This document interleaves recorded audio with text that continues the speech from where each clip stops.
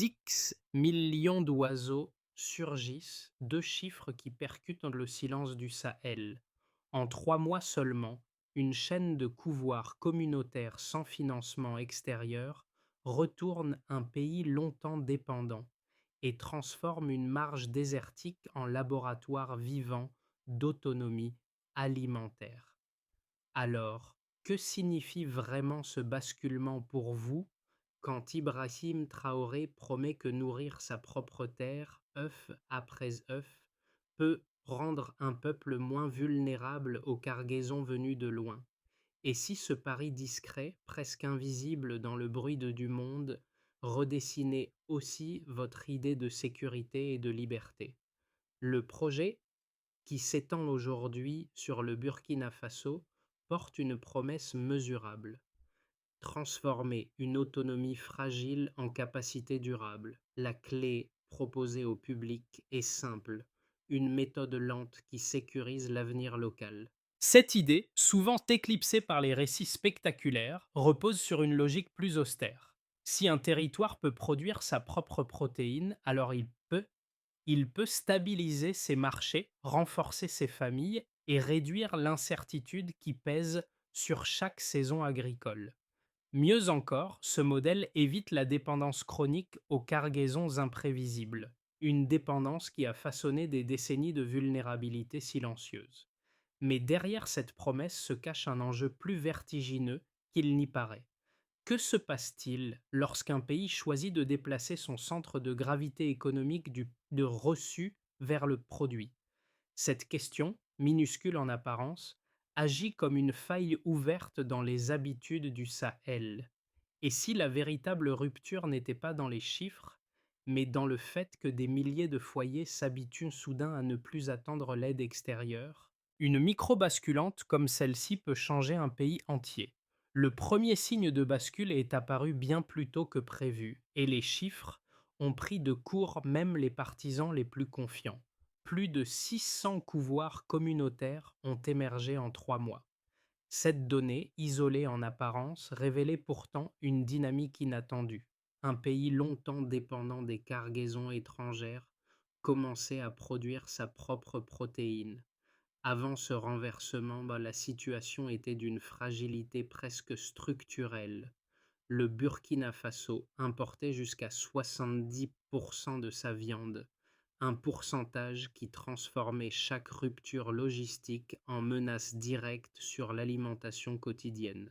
Les, les sécheresses successives avaient appauvri les sols, les circuits d'approvisionnement restaient précaires, et la moindre perturbation extérieure devenait un choc violent pour les villages du Nord. À cette fragilité s'ajoutait un sentiment diffus d'impuissance, celui d'un territoire qui semblait condamné à recevoir plutôt qu'à produire. C'est dans ce contexte qu'a émergé le programme Green Protein, porté publiquement par Ibrahim Traoré, dont la logique tenait en un principe simple: nourrir sa terre pour que la terre nourrisse en retour. Loin d'être une déclaration symbolique, cette phrase s'est imposée comme une équation opérationnelle. Les premiers couvoirs installés dans les villages du Sahel n'étaient ni grands ni modernes.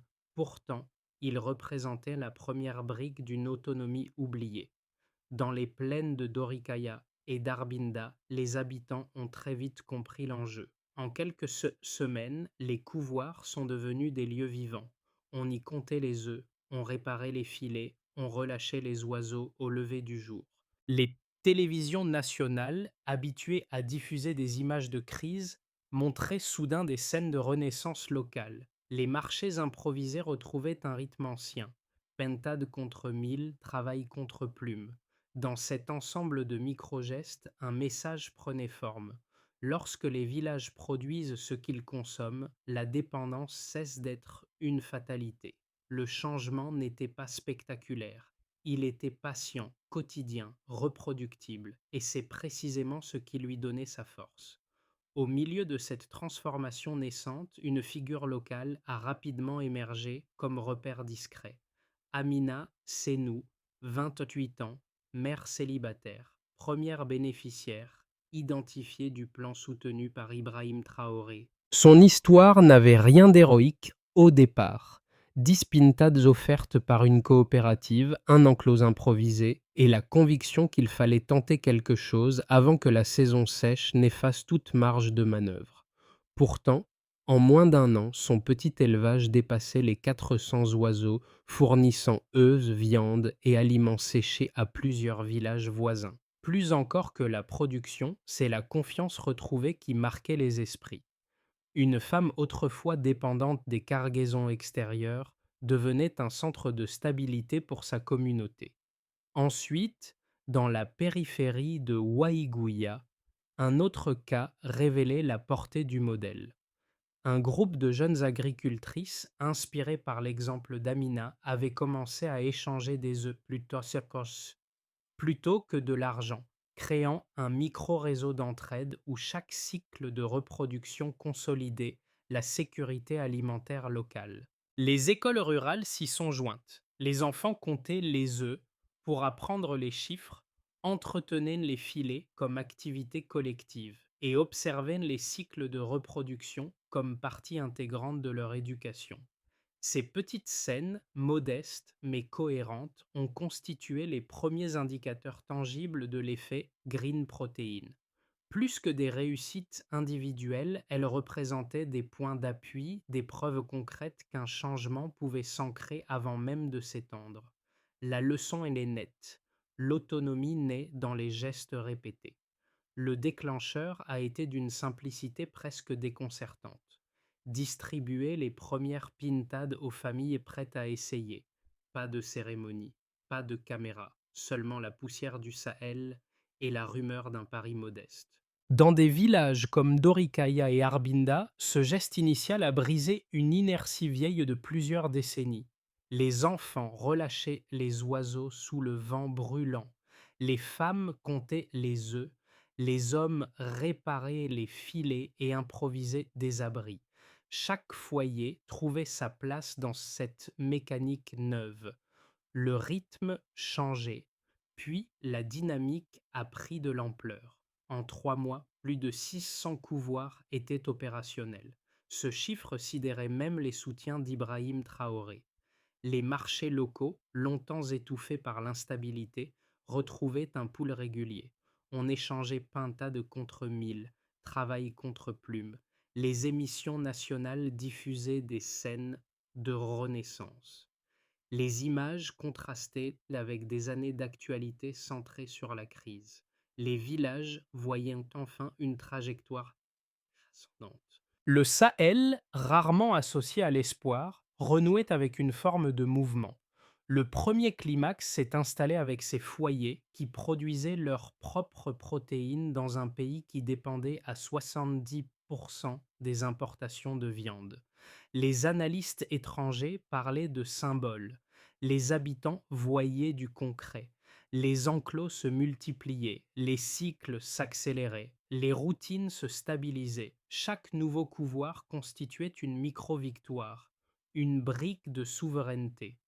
Le deuxième climax est venu des données écologiques. Le ministère de l'écologie constatait une baisse de 9% de la dépendance alimentaire, un recul de 15% des pertes de bétail liées aux insectes. Des images satellites montraient des traînées vertes dans les dunes. Les ingénieurs y voyaient un début de reforestation naturelle. Les habitants parlaient simplement d'un signe. Les fientes enrichissaient les sols. L'humidité revenait, la végétation réémergeait, le désert respirait. Ce phénomène, discret mais cumulatif, renforçait l'ensemble du mécanisme. Puis sont venues les migrations rurales se stabiliser après 10 ans d'exode constant. Les coopératives fabriquaient cages, filets, outils. Une micro-industrie naissait, fondée sur le recyclage. Les universités lançaient des programmes d'innovation frugale. Les marchés reprenaient vie. Les chants populaires célébraient les couvoirs comme on chantait autrefois les récoltes. Le modèle burkinabé attirait l'attention du Mali, du Tchad, du Niger. Les délégations affluaient. Les observateurs cherchaient à comprendre l'architecture de cette autonomie émergente. Pour nombre d'entre eux, la clé résidait dans la philosophie portée par Ibrahim Traoré: si nous pouvons nous nourrir, nous pouvons nous libérer. Une phrase courte, une portée immense, une direction claire. Ce n'était plus un programme, c'était une bascule, une respiration nouvelle qui se propageait, un réseau de gestes minuscules qui modifiait un pays de l'intérieur, une souveraineté qui naissait sans proclamation. Le passage du manque au possible s'est confirmé dès que les premières données ont été consolidées.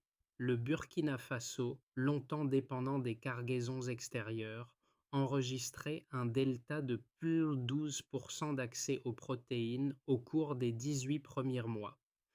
Cette progression, modeste en apparence, traduisait une réalité profonde. 12 points suffisent à stabiliser les repas quotidiens dans les zones rurales. Le pays sortait d'un plateau de stagnation, et chaque foyer impliqué dans le micro-élevage ajoutait une fraction de souveraineté à l'ensemble. Ensuite, les rapports ruraux faisaient apparaître un plus 8% de revenus moyens pour les familles engagées dans les cycles de reproduction. Ici, la lecture exige nuance. 8% représente un coussin financier essentiel pour absorber les variations saisonnières. Ce n'était pas un enrichissement, mais un amortisseur, une manière de réduire la volatilité qui autrefois dictait la vie économique des villages. Les coopératives locales revendaient œufs, plumes et engrais organiques dans des circuits courts, créant une économie fluide, sans intermédiaire, qui circulait directement entre les mains des habitants. Enfin, la statistique la plus inattendue provenait des migrations. Pour la première fois en 10 ans, les villages enregistraient une baisse de l'exode des jeunes. Les spécialistes y voyaient un signal faible, les familles y voyaient un tournant. Et derrière ce chiffre se cachait une vérité simple. Moins de départs signifie davantage de forces de travail disponibles pour stabiliser les cycles locaux. Là où les villes attiraient autrefois par nécessité, les villages retenaient désormais par utilité. Le maintien d'une jeunesse active renforçait la cohésion sociale, consolidait les réseaux d'entraide et donnait un nouvel ancrage aux initiatives communautaires. Autour de ces trois indicateurs, un phénomène écologique renforçait la dynamique. Les femmes fientes des pintades amélioraient la fertilité des sols, fixaient l'humidité, ramenaient la végétation. Des taches vertes réapparaissaient dans les dunes, suivant parfois les chemins, même des oiseaux relâchés au fil des mois. Ce cercle vertueux, observé par les ingénieurs mais vécu par les habitants, expliquait pourquoi les marchés ruraux semblaient plus fournis, pourquoi les enfants paraissaient plus vifs et pourquoi les cycles de production se stabilisaient avec une rapidité inattendue. Au centre de cette lecture, les paroles d'Ibrahim Traoré prenaient un relief particulier. Nous ne cherchons pas l'efficacité au sens occidental, nous cherchons la mémoire. Cette phrase, reprise par les radios rurales, changeait la manière d'interpréter les chiffres. Il ne s'agissait pas simplement d'augmenter la productivité, il s'agissait de reconstruire un système où chaque geste avait une continuité et chaque foyer une part de souveraineté. Les données ne racontaient pas une explosion, elles racontaient une cohérence. Elles décrivaient un pays qui cessait lentement de subir et commençait enfin à choisir. Elles montraient qu'un plan pensé pour être réplicable pouvait devenir un pilier discret mais durable.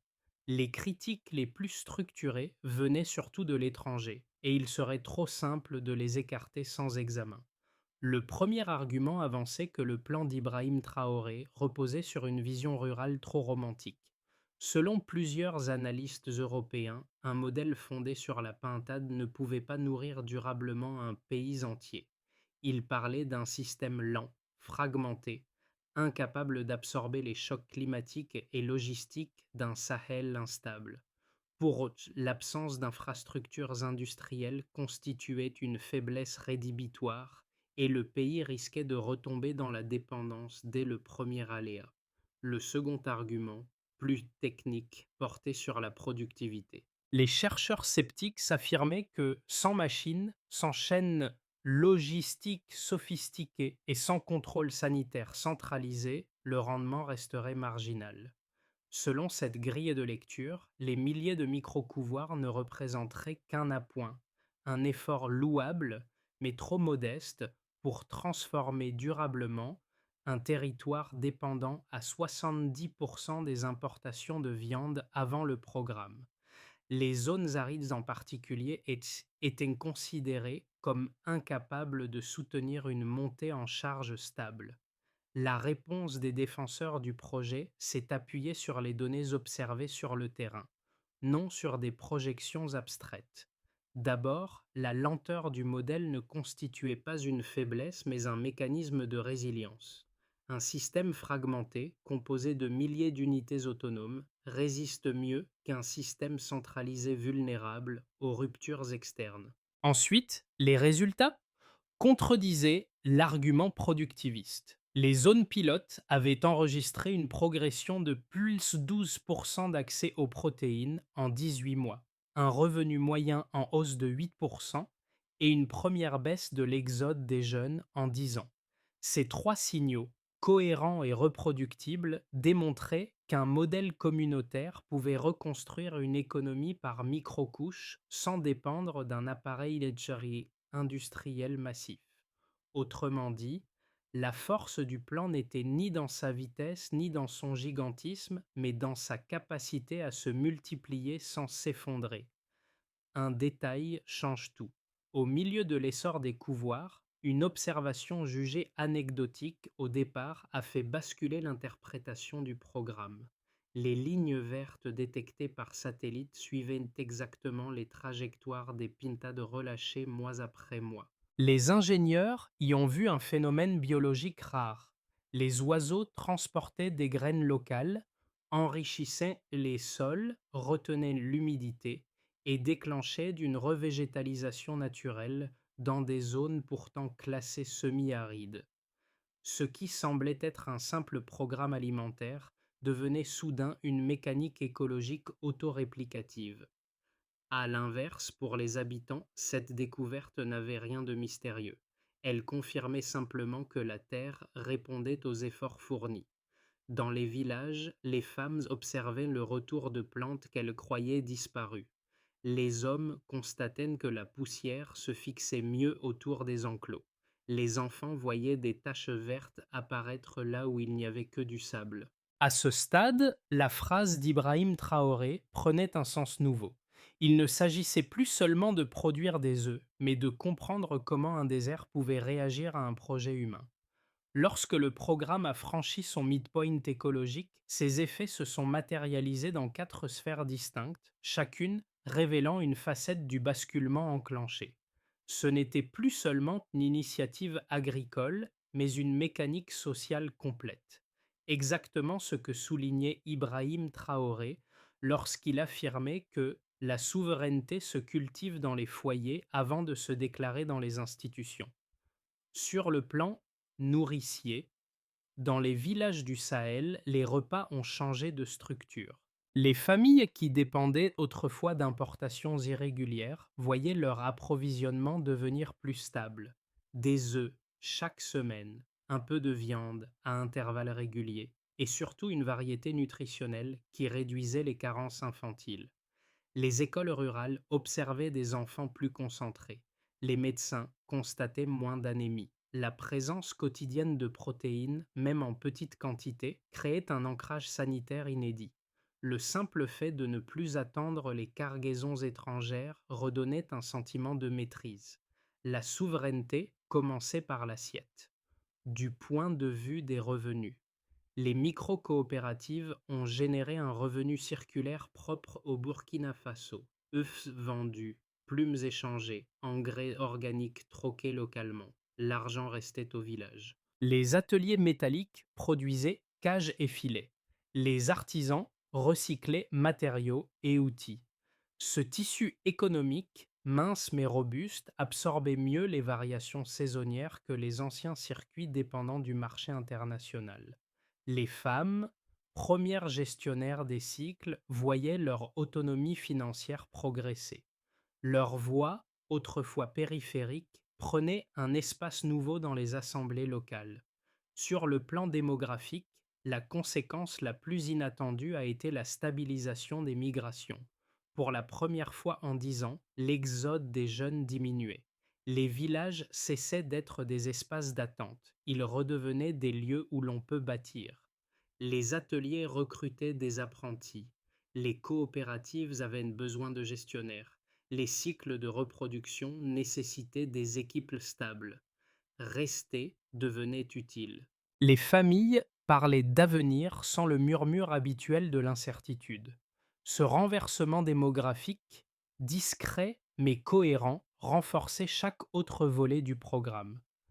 Sur le plan régional, le rayonnement dépassait désormais les frontières burkinabées. Le Mali, le Niger et le Tchad envoyaient des délégations pour comprendre cette architecture de souveraineté distribuée. Un rapport de la CEDEAO qualifié le modèle de laboratoire africain de résilience locale. Les taches vertes observées par satellite, couplées au cycle reproductif maîtrisé, prenaient une dimension géopolitique. Un Sahel capable de restaurer ses sols devient un acteur moins fragile dans les négociations agricoles et énergétiques. La méthode, modeste mais reproductible, offrait un outil stratégique inattendu. Ainsi, le programme ne produisait pas seulement des oiseaux. Il produisait des structures, des routines, des économies, des trajectoires. Il redessinait les conditions matérielles de la liberté. À ce stade d'expansion, 3 trajectoires plausibles se dessinent pour les 6 à 12 prochains mois, chacune reflétant d'un degré différent de continuité, d'adaptation et de pression sur les communautés rurales. Elles ne prédisent rien. Elles offrent un cadre pour penser la suite, exactement comme l'encourage Ibrahim Traoré lorsqu'il rappelle que la souveraineté est une pratique, non un État. Dans le scénario de continuité maîtrisée, dans cette projection, le programme Green Protein poursuit son rythme actuel. Les coopératives stabilisent leur cycle, les familles perfectionnent leur routine et les marchés locaux maintiennent un flux régulier d'œufs, de viande et d'engrais organiques. Les migrations restent contenues, non par contrainte, mais par utilité. Les villages gagnent en prévisibilité. La souveraineté alimentaire n'atteint pas un seuil historique, mais se consolide autour d'un niveau intermédiaire fiable. Les sols continuent leur lente amélioration, ce qui maintient la qualité des cycles reproductifs. Le pays n'avance ni vite ni lentement, il avance sûrement.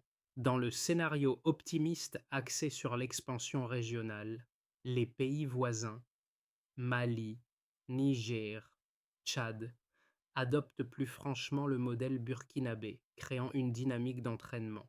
Les coopératives interrégionales harmonisent leurs pratiques, les savoir-faire circulent.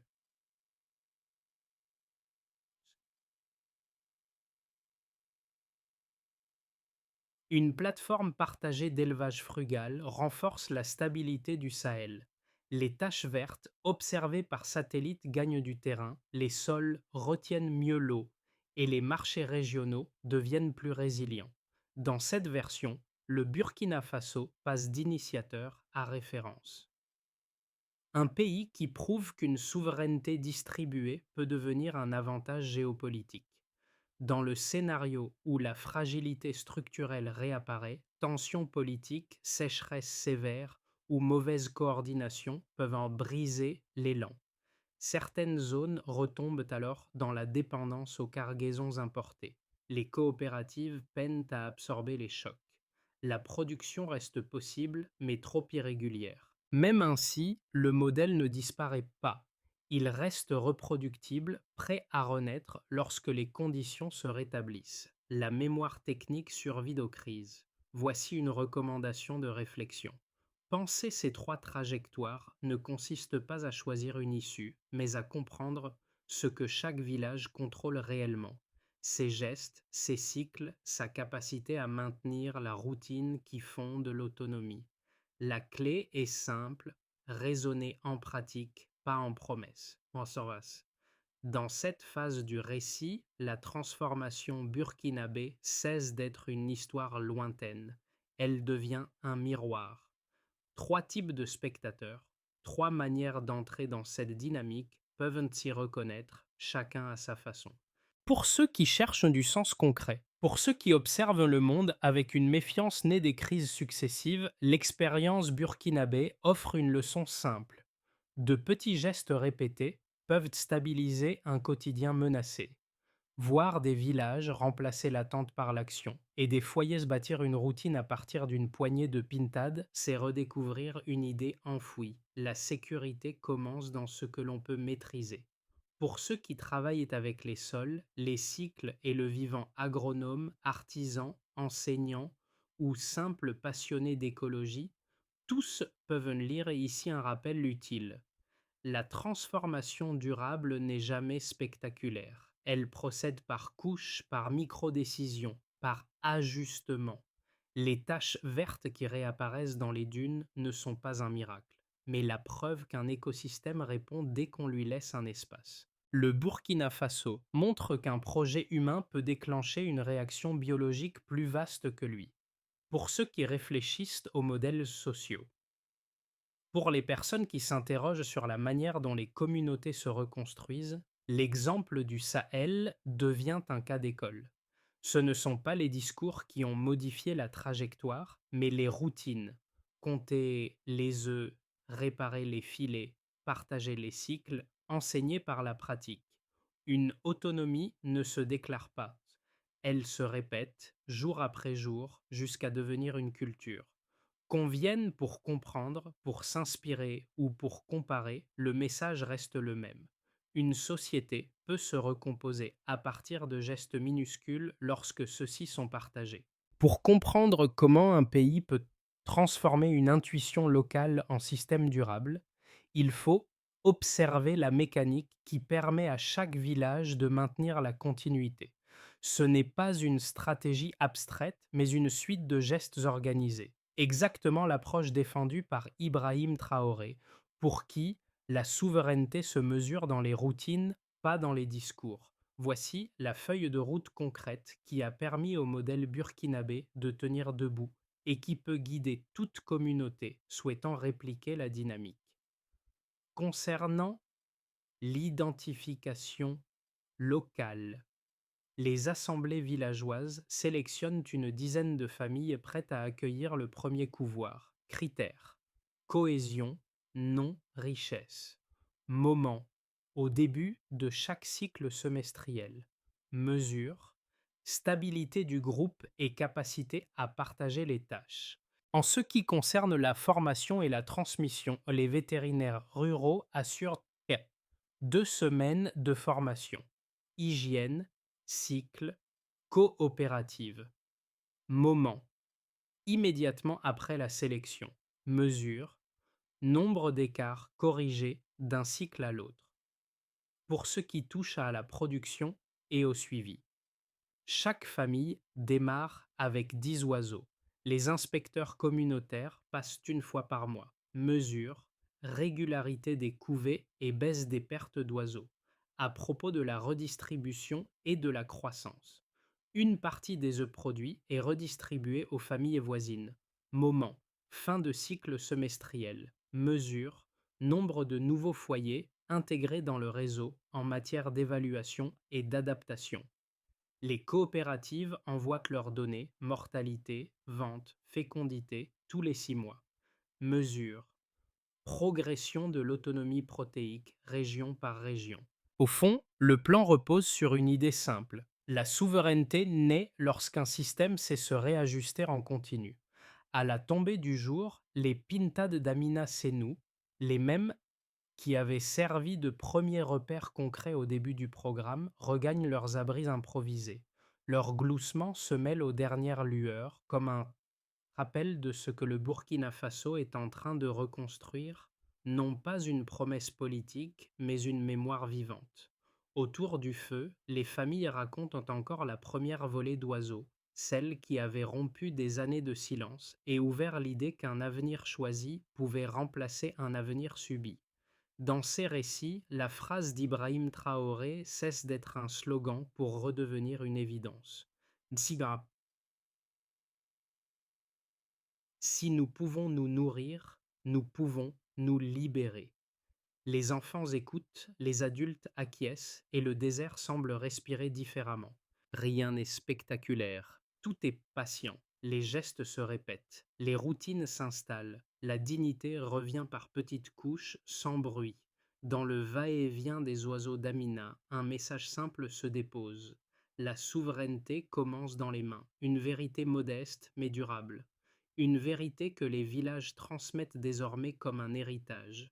Dans les villages du Sahel, les gestes répétés autour des couvoirs ne relèvent plus seulement de l'agriculture. Ils sont devenus un langage commun. La manière dont les familles nourrissent leurs oiseaux, partagent les œufs, transmettent les routines, dit quelque chose d'essentiel sur ce que peut devenir une communauté lorsque chacun contribue à une même pulsation. Cette dynamique, modeste mais profonde, ouvre un espace de réflexion bien au-delà du Burkina Faso. Car si des villages longtemps marginalisés parviennent à reconstruire une forme d'autonomie grâce à des gestes minuscules, qu'est-ce que cela raconte de nos propres manières d'habiter le monde? Que dit-elle de notre rapport au vivant, au partage, au temps long? L'expérience burkinabé n'impose rien, elle invite. Elle propose une autre vitesse, une autre échelle, une autre manière de penser la force collective. Alors, en regardant cette histoire, qu'est-ce que vous retenez vraiment? Et qu'est-ce que cela change dans votre façon de voir la dépendance et la solidarité?